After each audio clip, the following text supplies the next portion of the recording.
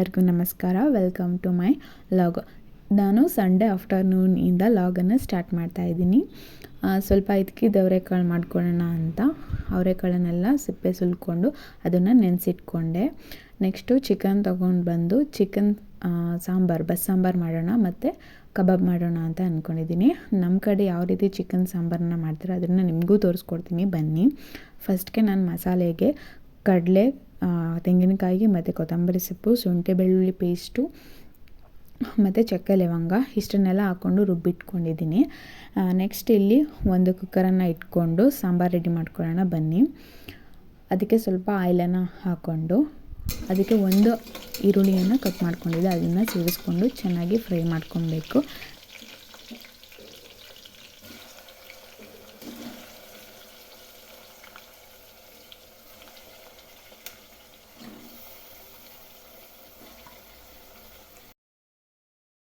ಅರ್ಧ ಕೆಜಿ ಚಿಕನನ್ನು ಸೇರಿಸ್ಕೊತಾ ಇದ್ದೀನಿ. ನೆಕ್ಸ್ಟ್ ಇಲ್ಲಿ 1 ಸ್ಪೂನಷ್ಟು ಸಾಲ್ಟ್ ಮತ್ತು ಸ್ವಲ್ಪ ಟರ್ಮರಿಕ್ ಪೌಡರನ್ನು ಹಾಕ್ಕೊಂಡು ಚೆನ್ನಾಗಿ ಅದನ್ನು ಮಿಕ್ಸ್ ಮಾಡ್ಕೊಬೇಕು. ಮಿಕ್ಸ್ ಮಾಡ್ಕೊಳ್ಳೋಕ್ಕೆ ಸ್ಟಾರ್ಟಿಂಗ್ ಯಾವುದೇ ಸ್ಪ್ಯಾಟ್ಯುಲನ್ನು ಯೂಸ್ ಮಾಡಬೇಡಿ. ಎರಡು ಕೈಯಲ್ಲಿ ಪಾಟ್ ಹೋಲ್ಡರ್ ಇಟ್ಕೊಂಡು ಅದನ್ನು ಚೆನ್ನಾಗಿ ಮಿಕ್ಸ್ ಮಾಡ್ಕೊಬೇಕು.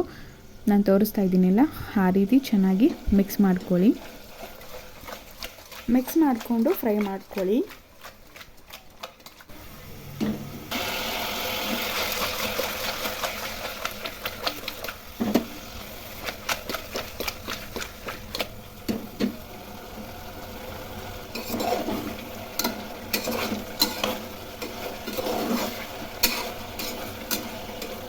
ಚೆನ್ನಾಗಿ ಫ್ರೈ ಮಾಡ್ಕೊಳ್ಳಿ. ಚೆನ್ನಾಗಿ ಮಿಕ್ಸ್ ಆದಮೇಲೆ ಲಾಸ್ಟಲ್ಲಿ ನಾವು ಸ್ಪ್ಯಾಟ್ಯುಲನ ಯೂಸ್ ಮಾಡಿಕೊಂಡು ಅದನ್ನು ಚೆನ್ನಾಗಿ ಮತ್ತೆ ಒಂದ್ಸರಿ ತಿರುಗಿಟ್ಕೊಂಡು, ನನಗೆ ಈ ಹುರಿದ ಮಾಂಸ ಅಂತಾರಲ್ಲ, ಅದು ನಂಗೆ ತುಂಬ ಇಷ್ಟ. ಅದನ್ನು ಸ್ವಲ್ಪ 1-2-3 ಪೀಸ್ ಎತ್ತಿಟ್ಕೊಂಡೆ. ನೆಕ್ಸ್ಟು ಸ್ವಲ್ಪ ನೀರನ್ನು ಆ್ಯಡ್ ಮಾಡ್ಕೊಳ್ಳಿ. ನಿಮಗೆ ಎಷ್ಟು ಬೇಕು ಅಷ್ಟು ತಿಕ್ನೆಸ್ಸಿಗೆ ನೋಡಿಕೊಂಡು ನೀರನ್ನು ಆ್ಯಡ್ ಮಾಡ್ಕೊಳ್ಳಿ. ನೆಕ್ಸ್ಟ್ ನಾವಿಲ್ಲಿ ನಾನ್ ವೆಜ್ ಸಾಂಬಾರು ಪೌಡರನ್ನು ಮಾಡಿಟ್ಕೊಂಡಿರ್ತೀವಿ, ಅದನ್ನು ಇಲ್ಲಿ ನಾನು 3 ಸ್ಪೂನನ್ನು ಸೇರಿಸ್ಕೊತಾ ಇದ್ದೀನಿ. ಸಾಂಬಾರು ಪೌಡರ್ ಯಾವ ರೀತಿ ಮಾಡಬೇಕು ಅಂತ ಗೊತ್ತಿಲ್ಲ ಅಂತಂದರೆ ಕಮೆಂಟ್ ಮಾಡಿ, ನಾನು ಒಂದ್ಸರಿ ಮಾಡಿ ತೋರಿಸ್ತೀನಿ. ಈ ರೀತಿ ಚೆನ್ನಾಗಿ ಕುದಿಸ್ಕೊಬೇಕು. ನೆಕ್ಸ್ಟ್ ಅದು ಕುದೀಲಿ ಅಂತ ಆ ಕಡೆ ಬಿಟ್ಟು ನಾನಿಲ್ಲಿ ಕಬಾಬ್ಗೆ ರೆಡಿ ಮಾಡ್ಕೊತಾ ಇದ್ದೀನಿ. ಅರ್ಧ ಕೆಜಿ ಚಿಕನ್ ಹಾಕ್ಕೊಂಡು ಅದಕ್ಕೆ 1 ಮೊಟ್ಟೆ ಮತ್ತು 1 ತೇಜು ಕಬಾಬ್ ಪೌಡರನ್ನು ಹಾಕ್ಕೊಂಡು ಚೆನ್ನಾಗಿ ಮಿಕ್ಸ್ ಮಾಡ್ಕೊತಾ ಇದ್ದೀನಿ.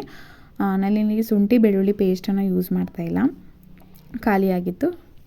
ಸೊ ಹಾಗೆ ಮಾಡೋಣ ಸಾಕು ಅಂತ ಹಂಗೆ ಮಾಡ್ತಾಯಿದ್ದೀನಿ. 2 ಸ್ಪೂನು ಕಡಲೆ ಹಿಟ್ಟನ್ನು ಸೇರಿಸ್ಕೊತಾ ಇದ್ದೀನಿ. ಮೈದಾ ಹಿಟ್ಟು ಸೇರಿಸ್ಕೋಬಹುದು, ಆದರೆ ಬೇಡ, ಇವತ್ತು ಸ್ವಲ್ಪ ಡಿಫ್ರೆಂಟಾಗಿ ಮಾಡೋಣ ಅಂತ ಕಡಲೆ ಹಿಟ್ಟನ್ನು ಸೇರಿಸ್ಕೊತಾ ಇದ್ದೀನಿ 2 ಸ್ಪೂನು. ನೆಕ್ಸ್ಟ್ ಅದನ್ನೆಲ್ಲ ಚೆನ್ನಾಗಿ ಮಿಕ್ಸ್ ಮಾಡಿಕೊಂಡು ಚೆನ್ನಾಗಿ ಕಲಸಿ ಅದನ್ನು ಮ್ಯಾರಿನೇಟ್ ಮಾಡಬೇಕು. 1 ಅವರ್ ಅದನ್ನು ಚೆನ್ನಾಗಿ ಮ್ಯಾರಿನೇಟ್ ಮಾಡಬೇಕು. ಸ್ವಲ್ಪ ಆಯಿಲನ್ನು ಸಹ ಸೇರಿಸ್ಕೊಳ್ಳಿ, ಚೆನ್ನಾಗಿರುತ್ತೆ. ಚೆನ್ನಾಗಿ ಅದನ್ನೆಲ್ಲ ಕಲಸಿಟ್ಟು ನಾನು ಸೈಡ್ಗೆ ಅದನ್ನು ಎತ್ತಿಟ್ಕೊಂಡೆ.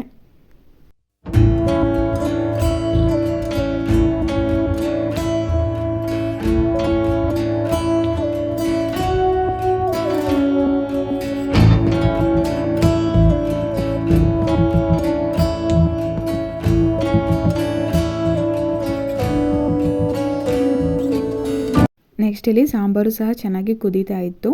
ನೆಕ್ಸ್ಟು ಅದಕ್ಕೆ ನಾವು ರುಬ್ಬಿಟ್ಕೊಂಡಿರುವಂತಹ ಮಸಾಲೆ ಸೇರಿಸ್ಕೊತಾ ಇದ್ದೀನಿ. ಅದರಲ್ಲಿ ಸ್ವಲ್ಪ ಎತ್ತಿಟ್ಕೊತಾ ಇದ್ದೀನಿ.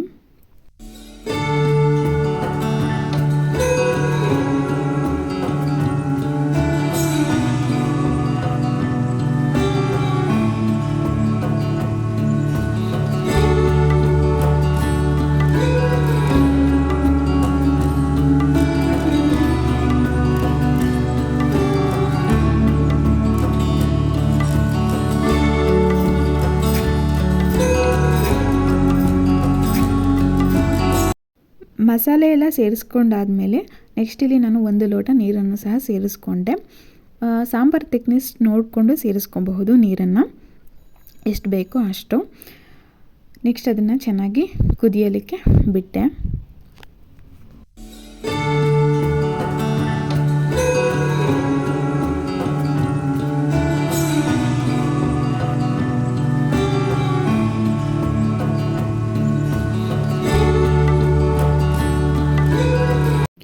ನೆಕ್ಸ್ಟ್ ಇಲ್ಲಿ ಸಾಂಬಾರಿಗೆ ಚಾಕುನು ಸಹ ಬಿಸಿ ಮಾಡಿ ಹಾಕ್ತಾ ಇದ್ದೀನಿ.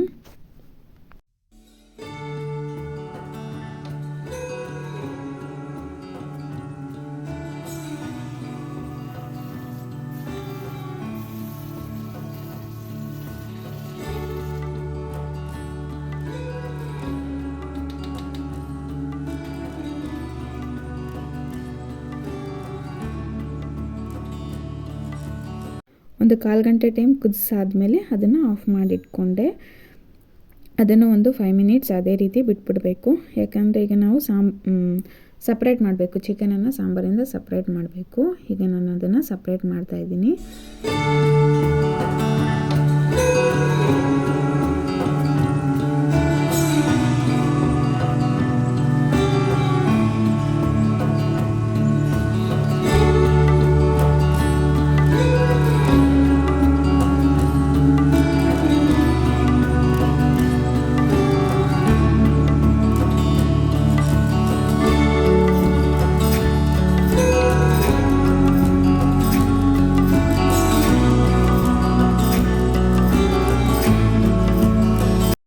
ಈ ರೀತಿ ಸಪ್ರೇಟ್ ಮಾಡಿ ಎತ್ತಿಟ್ಕೊಬೇಕು. ನೆಕ್ಸ್ಟ್ ಇಲ್ಲಿ ನಾನು ಚಿಕನನ್ನು ಒಗ್ಗರಣೆ ಮಾಡ್ಕೊಬೇಕಲ್ವಾ, ಹಾಗಾಗಿ ಇಲ್ಲಿ ಒಂದು ಪ್ಯಾನ್ಗೆ ಸ್ವಲ್ಪ ಆಯಿಲು ಮತ್ತು ಒಂದು ಈರುಳ್ಳಿಯನ್ನು ಕಟ್ ಮಾಡಿ ಸೇರಿಸ್ಕೊತಾ ಇದ್ದೀನಿ.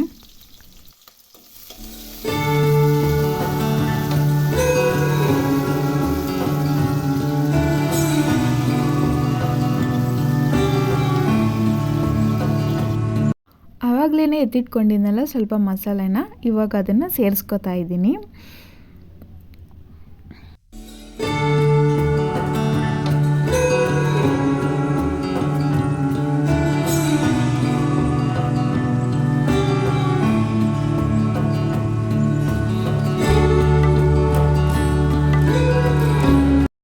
ಅದನ್ನು ಹಸಿ ವಾಸನೆ ಹೊರಗೋ ತನಕ ಚೆನ್ನಾಗಿ ಫ್ರೈ ಮಾಡ್ಕೊಂಡಾದ್ಮೇಲೆ ನೆಕ್ಸ್ಟ್ ಇಲ್ಲಿ ಅರ್ಧ ಸ್ಪೂನಷ್ಟು ಅದನ್ನು ನಾನ್ ವೆಜ್ ಸಾಂಬಾರು ಪೌಡರನ್ನು ಸೇರಿಸ್ಕೊಬೇಕು.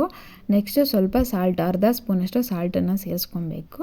ನೆಕ್ಸ್ಟ್ ಇಲ್ಲಿ ಸ್ವಲ್ಪ ಸಾಂಬಾರನ್ನು ಮಿಕ್ಸಿ ಜಾರ್ ಇರುತ್ತಲ್ಲ ಅದಕ್ಕೆ ಹಾಕ್ಕೊಂಡು ಅದನ್ನು ಸೇರಿಸ್ಕೊಬೇಕು. ಚೆನ್ನಾಗಿ ಮಿಕ್ಸ್ ಮಾಡ್ಕೊಬೇಕು. ಹಸಿ ವಾಸನೆ ಎಲ್ಲ ಹೋಗಬೇಕು, ಆ ರೀತಿ ಚೆನ್ನಾಗಿ ಮಿಕ್ಸ್ ಮಾಡ್ಕೊಬೇಕು.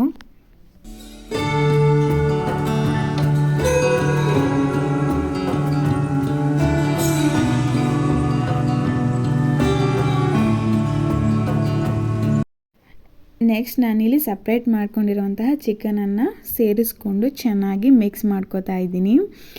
ಈ ರೀತಿ ನೀವು ಒಂದ್ಸರಿ ಟ್ರೈ ಮಾಡಿ, ಟೇಸ್ಟ್ ಮಾತ್ರ ಅಲ್ಟಿಮೇಟ್ ಆಗಿರುತ್ತೆ. ನಾನು ಮಾಡಿದ್ದೀನಲ್ಲ ಅದೇ ರೀತಿ ನೀವು ಮಾಡಿದ್ರೇ ಟೇಸ್ಟ್ ಮಾತ್ರ ತುಂಬಾ ಚೆನ್ನಾಗಿ ಬರುತ್ತೆ. ಇದು ನಮ್ಮ ಅಮ್ಮನ ಮನೆ ಸೈಡ್ ಮಾಡುವಂತಹ ರೀತಿ.